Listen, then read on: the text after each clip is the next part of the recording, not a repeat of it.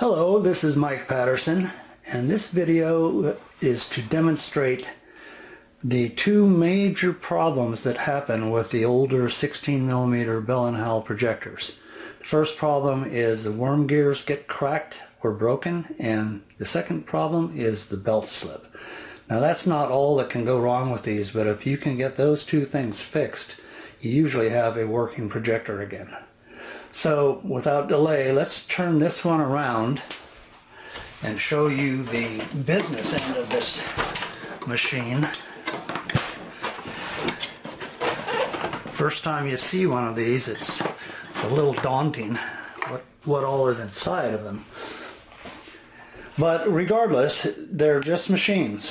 So we're going to turn this one on, and you should be able to hear the problem before you see it. So we're turning it on. We'll turn it on forward. You hear that rhythmic kind of clunking sound? That's mostly on this one a slipping belt, but a little bit of it is the gear. So let's take a look at the gear first. I'm going to move my light a little bit. And let's zoom in on the gear. Move this camera a little bit. That's the heart of the entire shutter mechanism. It's called a worm gear. And it's making quite a bit of racket. I'm going to turn off the machine for a second and get in behind here and manually turn the machine over so you can see that gear. Now what we're looking for, I'll get a pointer here. We're looking for cracks in this gear right here. Okay, so as I turn it over, there's our first crack right there. Not a big crack, but once they start, there's not going to be a lot longer before that gear gives out. There's a couple of more cracks. There's a bigger crack almost all the way across. Another one on the right side, and so forth, another one. So that's what they talk about when you have a cracked worm gear. It can make a noise, and it can keep running for quite a while, but usually by the time they get to that state, they haven't got long. So let's go ahead and turn this back on again. Or rather, let's take a look at the belt next. So let me zoom out a little bit so you can see this entire belt. So this machine is powered on. I have to be careful with my pointer. So down in here, let's see if I can do this. Down in here, that's the top pulley, and here's the belt on the top pulley. That's the motor belt. And down here, that's where the motor turns it. And I can roll it over with my thumb right here. So you can see that that belt is turning on the motor, but up on top it's moving the shutter. So let's go ahead and turn the machine back on. Make sure I'm in focus here.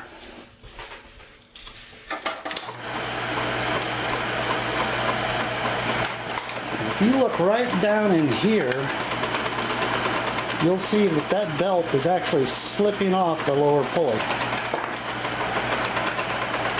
Zoom in a little bit more. Do you see that? It's trying, but it is continually slipping off. The same way up on the top there.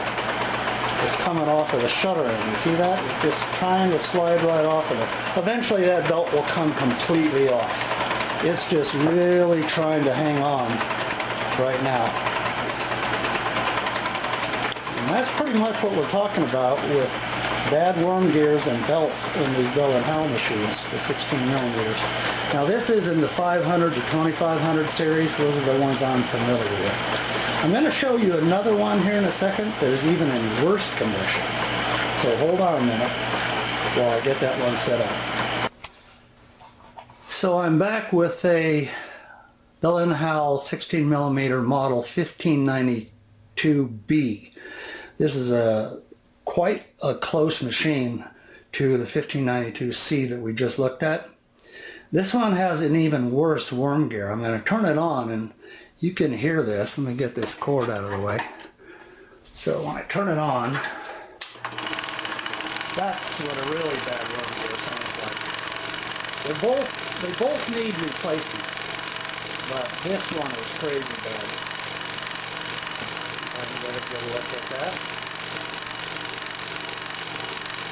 It's kind of hard to see a cracked worm gear while it's spinning.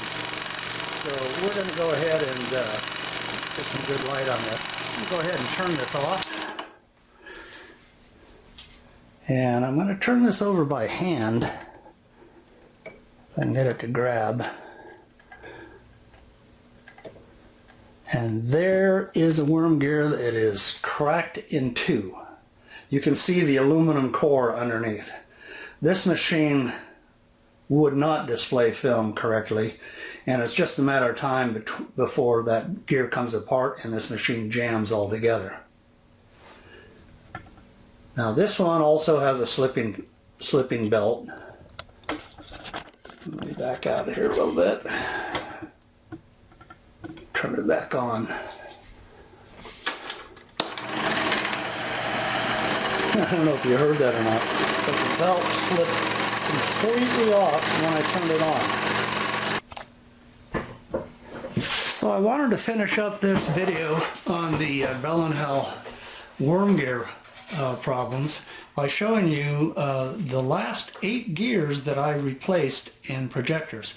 They're all bad. They're all cracked or failed. In fact, I can't remember finding a good original equipment worm gear in a Bell and Howell 500 to 2500 series projector. We can go through them one at a time, but it's pretty much the same story each time. You can see this crack is all the way across. That crack is nearly all the way across. Pull another one out, same story, crack, crack, crack. Let's find one that's, there you go, same problem. Here's one that's completely failed. It's all the way across, it's cracked wide open, and you can probably take that off of the aluminum core. And there's another one just like it in here, same thing. It's toast. That machine won't run. So that's enough about gears. The other major problem on these is people don't replace the belts, they wear out. This belt, you can see, is wore smooth on the inside. There's supposed to be a friction pattern. It's like a cross-hatching, if you will, all the way around the inside that helps it grip the motor pulley. It's completely wore smooth. And this belt, if you started the machine, it would slip immediately and come off. The machine wouldn't go.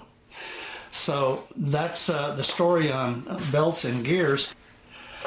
So this is the new replacement gear that I use. They're solid aluminum. They're made by Larry Urbanski Film out of Chicago, Illinois. You do transfer the little set screws from the old gear into the new gear. There's 2 of them. Or Larry will sell you one that has the set screws in it. But these are just super reliable and rugged. They run really smooth. You do have to lubricate it, of course, when you put it in. And just highly recommended. Now, I'll say this, on some of the other gears I showed you, they came out of still function machines, like this one right here. You can tell by the 3 holes. This had a clutch mechanism that allowed for a still function on the machine.